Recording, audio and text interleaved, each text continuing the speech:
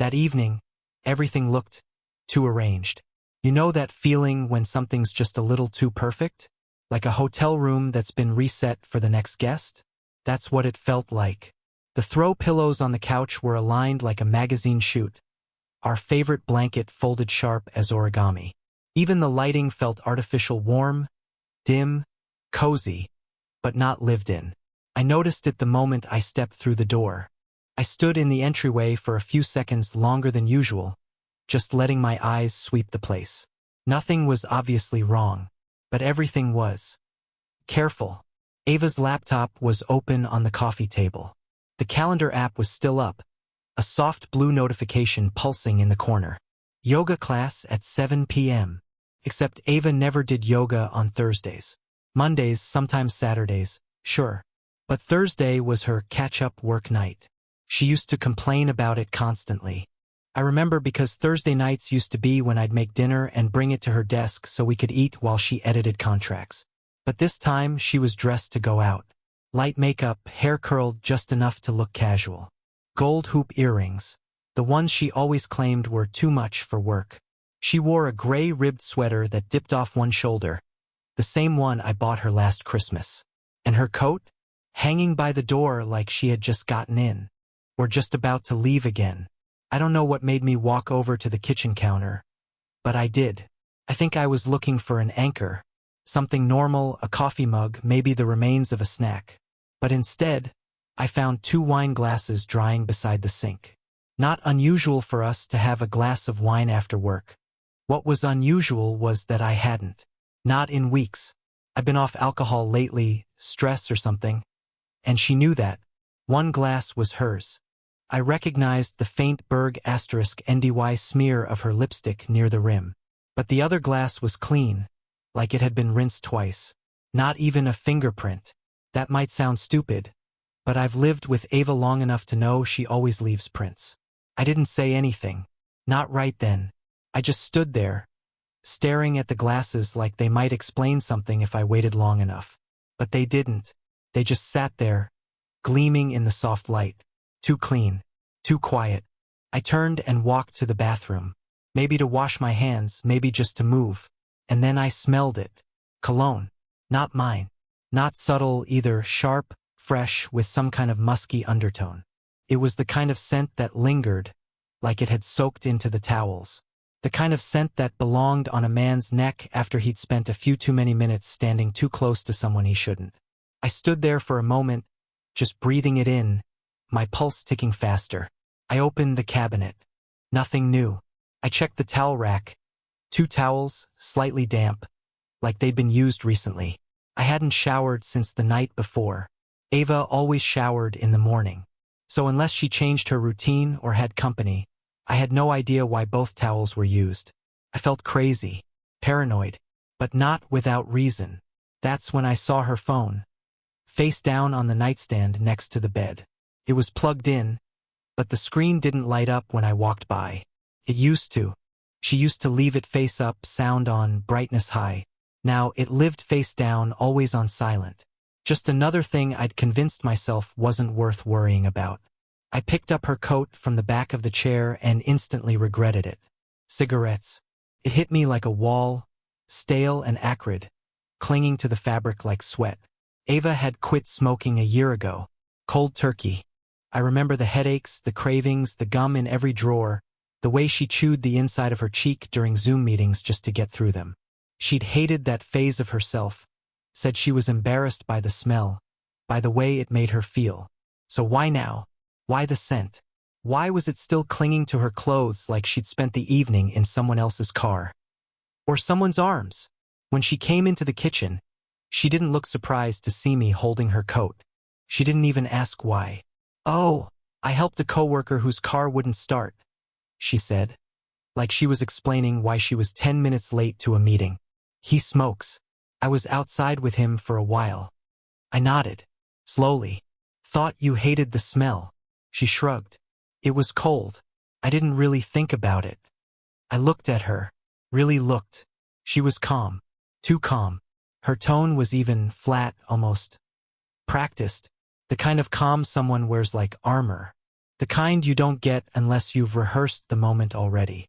And then she said it. You're not getting paranoid again, are you? Just like that. Not are you okay? Or what's going on? No, she went straight to the word that makes you question your own reality. Paranoid. Like I was the problem. Like the clean glasses, the wrong cologne, the cigarette smell, the fake yoga class. None of that mattered. I was the one seeing ghosts in the closet. I wanted to ask more. I really did. But I didn't. Because in that moment, something colder than doubt crept into my chest. Clarity.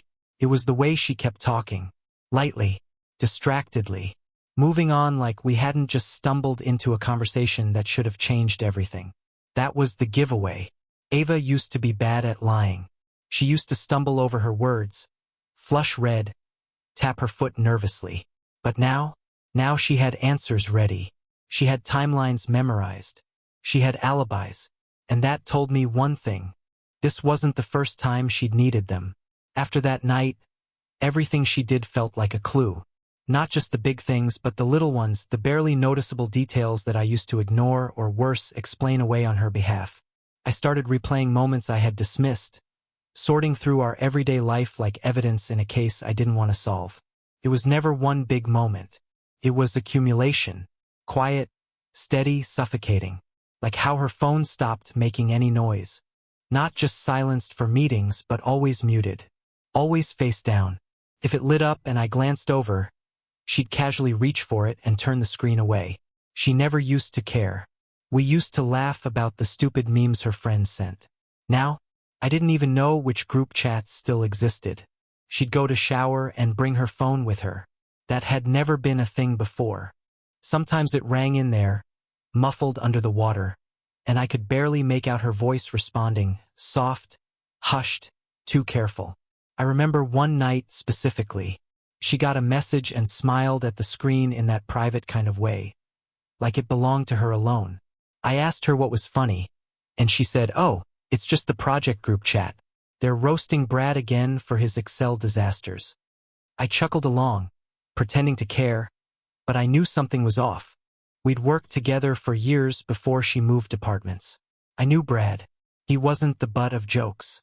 He was the quiet guy who brought donuts every Monday and asked about your dog. I doubted he even used Excel, but I didn't say anything.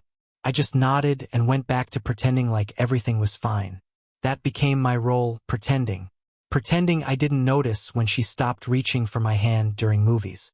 Pretending I didn't care that she started falling asleep on the couch. Claiming she was too tired to come to bed. She'd say she had insomnia, that her brain wouldn't turn off. But in the morning, she'd look rested, fresh. Like sleep hadn't been an issue at all. I started staying up late on purpose, just to see how long she'd wait before slipping out of the room to check her phone, or answer a call or sit in the dark by the window. She'd text with a faint smile on her face, the screen illuminating her features like a secret she didn't think I'd notice. Once, she said she was meeting friends for a girls' night. Nothing new, we used to encourage each other to go out and unwind. She wore perfume I hadn't smelled in months, and a dress I hadn't seen since our anniversary trip. Her smile that night didn't look nervous. It looked excited, expectant. She got home past midnight, hair slightly windblown, cheeks flushed. I asked her how it went. She said it was fine, that they had a few drinks and danced a little. Just silly fun, she added, tossing her purse down, already halfway to the bathroom. But the next day I found the receipt. Tucked between pages in a notebook she kept in her bag was a thin slip of white paper. It was from a place called La Galleria, a bar across town. I'd never heard her mention it. The receipt listed 2 entrees, cocktails, a bottle of wine. 1 bill. 1 table. 2 people. It was from the same night she said she'd been at girls' night. I stared at that paper for a long time.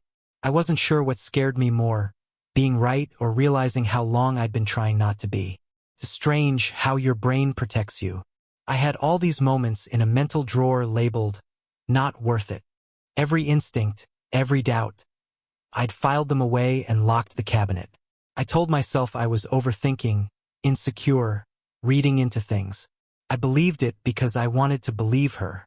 But the drawer had been creaking open for months. And now the contents were spilling out. I noticed that her routines had shifted. She used to call me on her lunch breaks. Now I'd get a text, sometimes hours later, saying sorry back-to-back meetings. But I knew her schedule. She used to complain how slow her Thursdays were. Suddenly now they were jam-packed. Even the music changed. Her playlists shifted from our shared mix of indie and soft pop to unfamiliar tracks, sultry, rhythmic songs I'd never heard before. She'd hum them while folding laundry, staring out the window like she was someplace else entirely. I'd ask questions. Not directly, just small, harmless things. How was work today? Or, did you end up seeing Morgan like you said you would? And every time she answered too smoothly, like the lines had already been rehearsed and filed for retrieval. The first time I noticed she'd stopped sleeping next to me, I actually got up and checked if she was still in the apartment. She was curled up under a blanket on the couch, her phone glowing in her hand. She claimed she didn't want to wake me with her tossing and turning. But the pillow beside me had stayed perfectly flat all night. I started writing things down. Just notes. Not because I needed evidence, just because I needed to know I wasn't imagining it. I kept a list in the Notes app on my phone. I labeled it changes, and every time something felt off, I added it.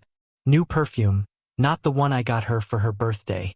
Didn't answer texts from 9:15 to 11:40 p.m., then said she'd just fallen asleep.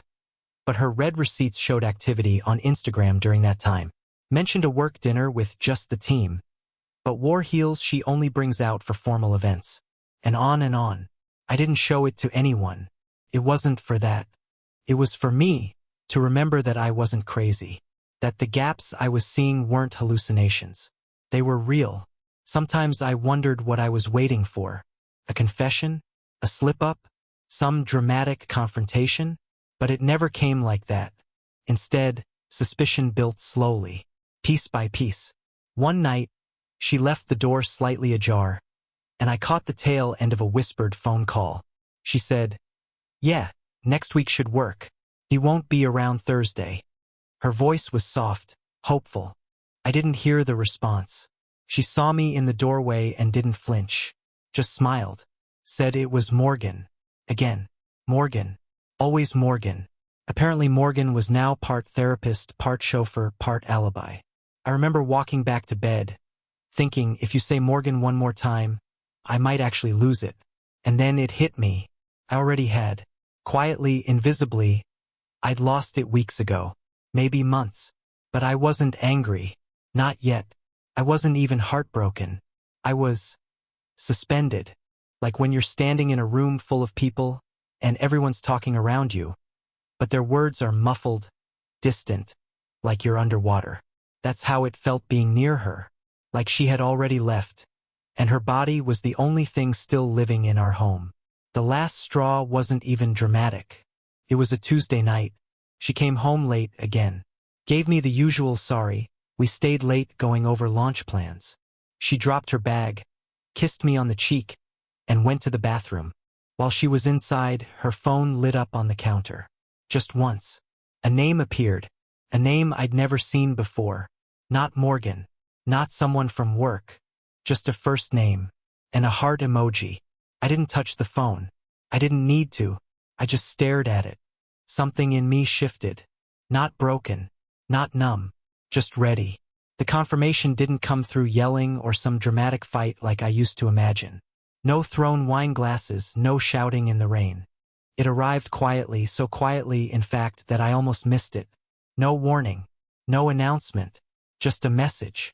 A small digital envelope filled with everything I already knew but hadn't been willing to name. Came from a number I didn't recognize, just a photo. No caption. No sender name. No explanation.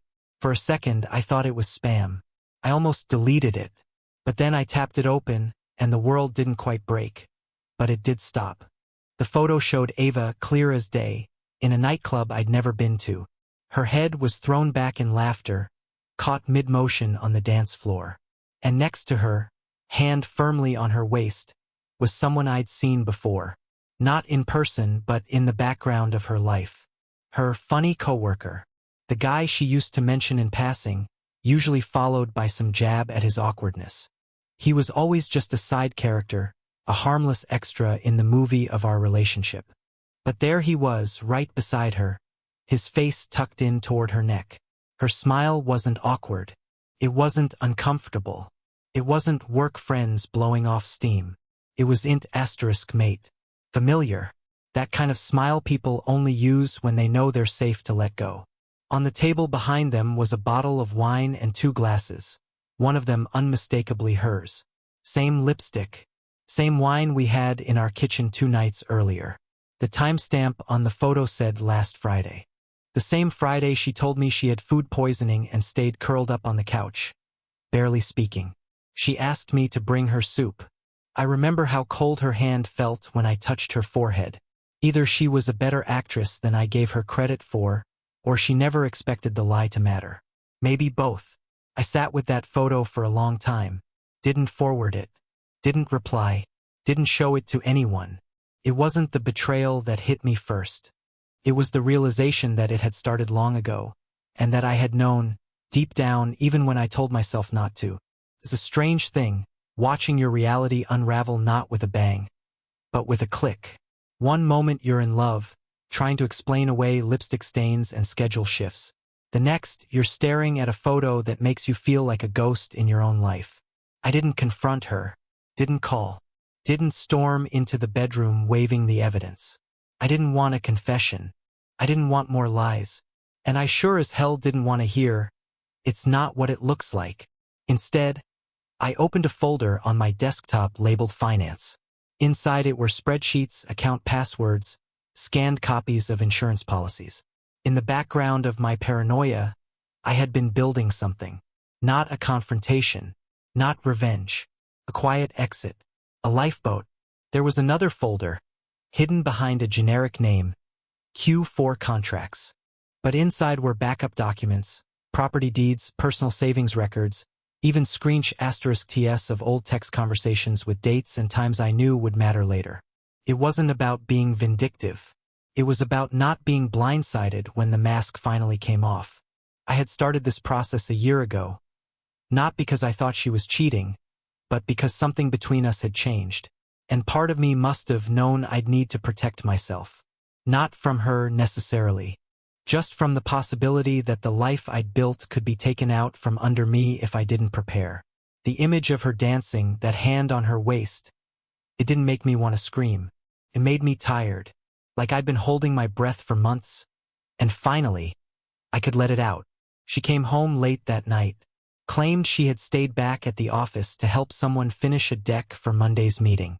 I asked her if it was the funny nerd she used to tease. She froze for a split second, just long enough, then said, "Yeah, how'd you know?" Her voice too casual, too smooth. "I remember you mentioning him," I said. She smiled and nodded, almost relieved, and just like that she moved on, poured herself a glass of water, checked her phone, disappeared into the bathroom. I watched her the whole time, wondering if she had any idea that the house around her was already shifting, that the walls were already resetting, that I was already gone in ways she hadn't noticed yet. The next morning, I sat at the kitchen table sipping coffee and opening tabs like I was scrolling through weekend headlines. Only I wasn't looking at news, I was checking account balances. I was confirming scheduled transfers, noting what bills were auto-drafted, and what needed to be paused. She sat across from me, scrolling Instagram, laughing at some meme she didn't bother to show me. The disconnect wasn't sudden. It had grown between us like mold in silence. I wasn't interested in catching her in more lies. I was interested in ending the part of my life where lies had become normal. The wine glasses, the phone turned face down, the cologne in our bathroom, the fake yoga class, the missed calls, the locked door between us in bed. All of it had been the real story, one I had ignored because the alternative meant rebuilding from scratch. But now I saw it for what it was: survival. My mind hadn't been paranoid. It had been warning me, protecting me. I started making lists, mental first, then written. Not to hurt her, just to keep track. Move second credit card to personal address. Change password on cloud storage. Schedule consultation with lawyer. Look into furnished rentals with flexible lease terms. Notify bank of address change once move is official. I didn't know when I would leave exactly, but I knew I wouldn't stay past the point where my dignity started to corrode. That weekend, while she slept in, I packed a few boxes and moved them into my car under the pretense of dropping off donations. It wasn't a lie. I was donating something, my patience. I drove to a storage unit I had rented under a different name. The manager asked if I was starting over. I smiled and said, "You could say that." He didn't ask more. That's the nice thing about places like that. Everyone's got a reason for being there, and no one wants to share. I stood in the echo of that small room, the air cool and dry, surrounded by cardboard boxes labeled in Sharpie. Some people store things they'll come back for. Others store things they want to forget. I was somewhere in between. Later that night, I cooked dinner. She complimented the seasoning. We watched half a movie, both half distracted. She fell asleep on the couch or pretended to. I covered her with a blanket, not because I cared anymore, but because routine has a way of finishing itself, even after the meaning disappears. The next day, I opened my laptop again. The photo was still there in my messages. Still unsaved. Still unnamed. But I kept looking at it. Not out of masochism, but because it felt like the final piece in a puzzle I had been trying not to finish. I wanted to feel the full weight of it. Not to punish myself. To wake myself up. Because once you know, really know, you can't unknow. And once that happens, it's no longer about them. It's about you and what you're willing to accept. While she was probably laughing somewhere beneath neon lights, I was already flipping the system. No need for confrontation. No blowout arguments or last-ditch therapy sessions. That ship had sailed. I was done trying to convince someone to love me the way they used to. If she wanted a new chapter, she could have it, just not with the version of me she left on standby. I started with the Wi-Fi, changed the password. Nothing dramatic, just swapped out the router name, made it something random. Ava wouldn't notice until her phone failed to connect the next morning. A small inconvenience, but symbolic. Her access to the world I built, slowly being revoked. Next were the shared subscriptions. Spotify, Hulu, Netflix. All accounts she casually piggybacked on without question. I went into the settings, logged out all devices, changed the passwords, and removed her profile from each one. I didn't leave a note or a warning. Just erased her name, her watch history, her playlists. Quiet erasure. Not spite, just clarity. Bank accounts were trickier. We had joint checking, 2 credit cards, and a few overlapping bills, utilities, groceries, rent. Over the next 48 hours, I redirected my paycheck to a new account I'd opened 2 months earlier under my own name. Closed the autopays from the joint card. Left just enough in the shared account to cover the rent until the end of the month. After that, it was her problem. I didn't want to financially sabotage her. That wasn't the point. But I also wasn't going to keep funding a life where I was little more than a placeholder. Next came the garage. I disconnected her key fob from the access panel, changed the code on the keypad, and tested it twice to make sure it locked properly. My car still opened it, hers didn't. It wasn't about keeping her out forever. It was about control, mine. She could knock, call, ring the bell. She could ask. But she no longer had the privilege of walking in without warning. That Saturday morning, I woke up early and packed a single overnight bag. I grabbed my laptop, hard drive, backup files, and my father's old wristwatch, the only sentimental thing I cared about. I left the rest. Clothes, kitchenware, even some of my books. All replaceable. The emotional clutter could stay behind. I left a short note. Not a letter, not a monologue. Just a folded piece of paper placed on the edge of the table. You don't need to explain. I saw the photo. Please don't contact me. M. That's all it said. No accusations. No begging for answers. No, how could you? She already knew.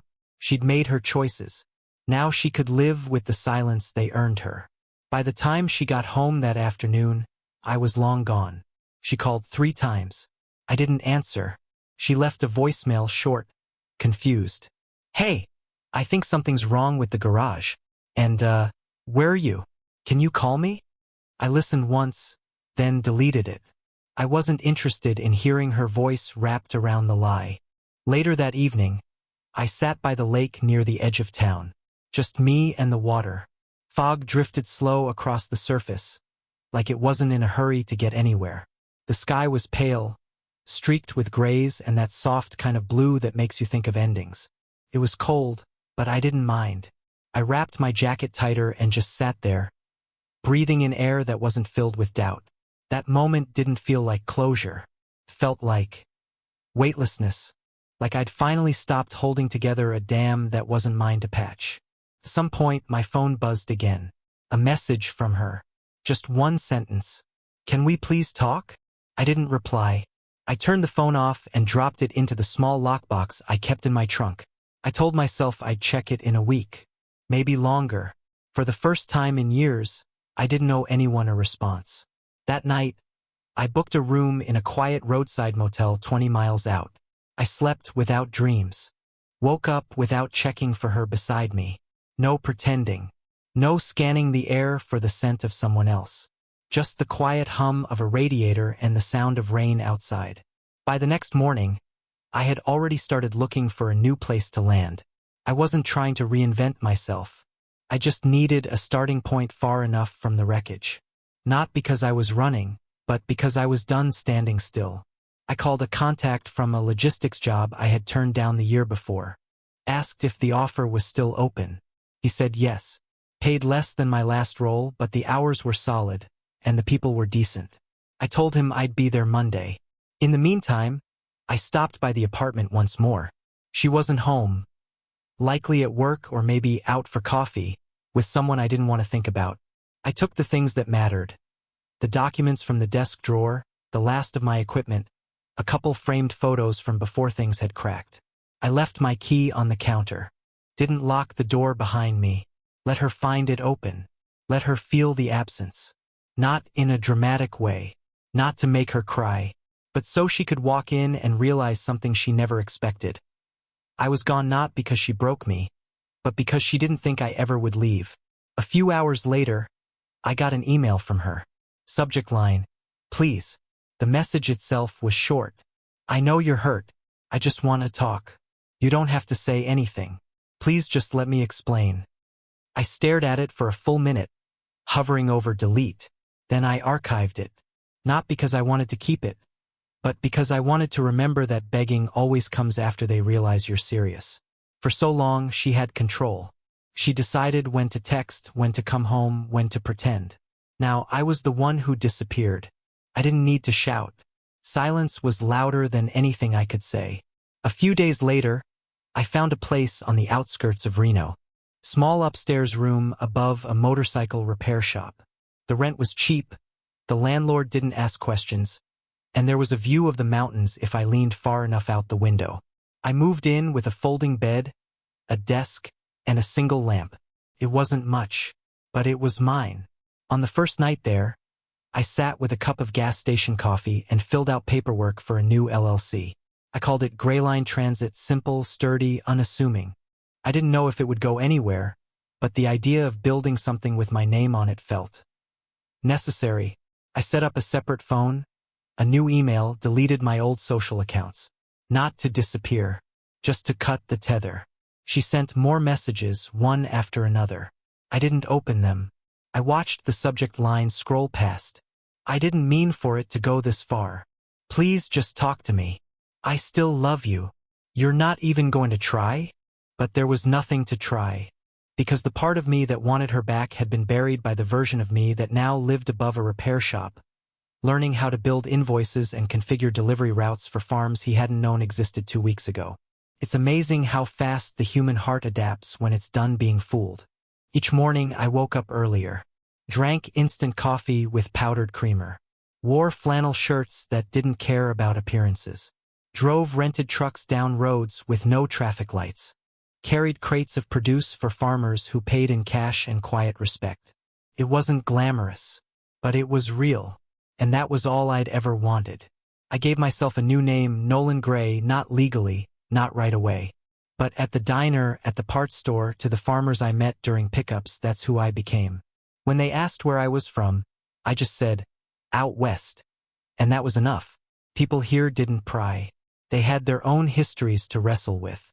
Mine didn't need to be explained. My real name, my old name, felt like a coat I'd outgrown. It was soaked in history I wasn't interested in carrying anymore. Nolan Gray was quieter, more careful, and frankly, more honest. He didn't pretend things were fine when they weren't. He didn't apologize for setting boundaries. He just worked, paid his bills, and got better at disappearing into a life that asked nothing of him but presence. At night, I studied. I'd come home from deliveries with dirt under my nails, neck stiff from long drives, back sore from loading crates of apples or hauling sacks of potatoes. But I'd fire up the laptop anyway, log in to the online course I'd started, accounting and logistics fundamentals, and take notes like I was 20 again, chasing a degree instead of outrunning a divorce. The class didn't promise anything. No job offers, no guarantees. But it gave me structure. And I needed structure like oxygen. Eventually, structure became ambition. The business started as a favor for a farmer named Reggie, who needed someone to run 4 crates of produce into the city twice a week. I charged him half what the bigger distributors did just to get the gig. Then a woman from the next farm overcalled, said she'd heard I was reliable. I didn't even have business cards then, just a reputation that moved faster than I did. Word spread. Soon I had 5 farms on rotation, then 10. I bought a used delivery van from an estate auction, a dented white Ford Transit with peeling decals and a radio stuck on country static. I fixed it up with help from the mechanic downstairs, a retired Marine named Carl who spoke in monosyllables and grilled me on taxes one afternoon like he was testing my resolve. "You gonna do this for real?" he said, not a question. I nodded. "Yeah." He grunted. "Then keep your records clean. No one likes a liar, especially the IRS." He helped me swap out the tires for free. I gave him a lifetime of free coffee. It worked. I filed for an EIN, registered the business officially as Grayline Transit LLC, and moved my bed from the corner of the room to the wall with the window. I bought a real coffee maker, got a filing cabinet, installed a mini fridge, even bought a plant which died in 2 weeks. Still progress. I became someone else, not out of necessity but out of design. Nolan Gray wasn't a man recovering from betrayal. He was just a guy with a truck, a work ethic, and a name no one had ruined yet. The peace that followed wasn't loud. It didn't come with fireworks or revelations. It came with routines. 5:30 a.m. Wake up, stretch, black coffee. 6:30 load crates. 8 o'clock, first delivery. 12 o'clock, second route. 3 o'clock, quick meal, back to the shop. 6 o'clock, log finances, file invoices, plan routes. 8 o'clock, study. 10:30, sleep. Repeat. I never imagined life could be this small and still feel like enough. The silence that used to haunt me became my ally. No more explaining myself. No more deciphering half-truths. No more looking at a partner across the room and wondering if I was talking to the version of her meant for me, or the one she wore for someone else. I didn't date. Not at first. Not because I was afraid, but because I had no interest in dragging my past into someone else's present. I wasn't ready to answer questions like, "What happened?" or "Why did you leave?" because the real answer was too long for first dates. Eventually, a woman named Cora started showing up at the shop, dropping off pastries from her cafe down the road. She said it was a thank you for helping her uncle with a last-minute delivery. She always smiled, never asked personal questions, just left the pastries and kept walking. She reminded me that kindness didn't have to come with strings. One night, Carl and I were sitting out back drinking beer. He looked at me and said, "You're starting to look settled." I laughed. "That a good thing or a warning?" He shrugged. "Depends.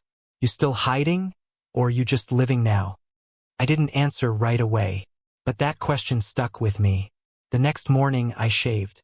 Not just a trim, I cleaned up, bought new clothes that didn't smell like oil, ordered real business cards, called a small marketing firm to help design a website, hired a local kid to help with the route on weekends. Step by step, Nolan Gray became someone people looked to, and 2 years later, that name made the cover of a business magazine. It was a feature on small-town logistics firms redefining rural supply chains. They asked to take a photo of me in front of the office. I agreed. I stood in the gravel courtyard outside the converted warehouse, arms crossed, van in the background, a calm look on my face that didn't give anything away. I didn't even know the article had gone to print until a friend texted me a picture of it in the airport lounge. The caption read, "From quiet beginnings to backbone of the valley, Nolan Gray, founder of Gray Line Transit." I almost didn't think about her when I saw it. Almost. But part of me knew Ava would see it. Not because she was still looking, but because the world has a way of circling back. Airport lounges, hotel lobbies, late-night scrolls through business news. Sooner or later, the people who once overlooked you see the version of you they helped create and realize they no longer have access. I was right. 2 weeks later, she showed up. At the office. She looked smaller than I remembered. Not physically, but in presence. Like a balloon slowly deflating under pressure. Her hair was longer. Her expression was rehearsed, like she had played this moment out in her mind a dozen times before walking through the door. But I didn't speak to her. Security did. I'd given them a list 6 months earlier, names of people not to admit without calling me first. Hers was at the top. When the guard told her she couldn't enter, she argued, then asked to wait, then asked for a message to be passed along. I walked past her in the glass atrium as she sat with her purse clutched like a lifeline. She stood when she saw me. "Nolan," she said, almost like a question. I didn't stop. I didn't look angry. I didn't look sad. I looked through her, calm, composed, like she was just another person in the wrong place. Her voice faltered as she tried again. "Please, can I talk to you for 5 minutes?" The guard stepped forward. I shook my head once and walked through the doors to the conference room. Later, I was told she waited 15 more minutes, then left. She didn't cry. She didn't shout. She just disappeared. The woman who once filled every part of my life was now just background noise. And for the first time, I didn't feel like I owed her anything. Not even a goodbye. 2 years later, she saw me on a magazine cover in an airport lounge. Nolan Gray, founder of Gray Line Transit. She showed up at my office, asking to talk. Security turned her away just like I'd planned. I walked past her without a word. She called my name like it still meant something. Didn't. Not anymore. Her eyes searched mine, but all she saw was detachment. I was no longer someone she could reach. I had erased myself completely. A month later, her lawyer called. The land beneath our old house? No longer hers. I transferred it years ago to a holding company I created. The structure was hers. The ground wasn't. A letter followed. 6 months until demolition. She wanted an easier life. Now she had it hollow, unstable, and temporary. I never needed revenge. I needed peace. And now, every morning began not with silence from her, but with stillness within me.